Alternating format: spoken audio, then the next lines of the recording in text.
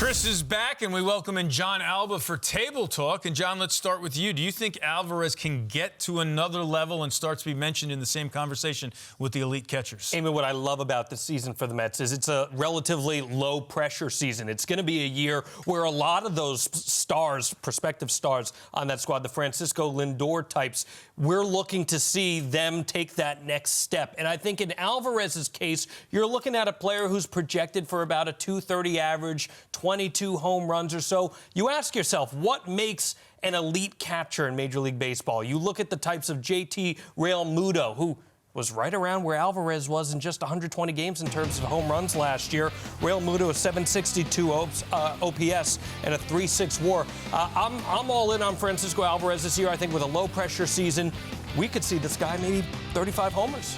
All right, now behind the plate, not much familiarity with the starting rotation, Chris, other than Senga and Quintana. Yeah. How much of a burden could that be on a young catcher? Well, look, I think you're impressed with what he was able to do last year, and coming in on the fly, mid-season, not starting, beginning of the regular season with the team, and working with the likes of Max Scherzer and Justin Verlander. And look, I know the results on the field didn't go in the Mets' favor, but he received a lot of high marks for the effort and the time that he put into trying to learn those veteran pitchers who are obviously very set in their ways and their routines. A little different vibe this year, but at least he has some of that experience under his belt. You mentioned Senga and Quintana, maybe a little familiarity with Tyler McGill if he somehow ends up in the rotation. But with Luis Severino coming in, we'll see about Adrian Hauser. There's some new guys to work with and learn.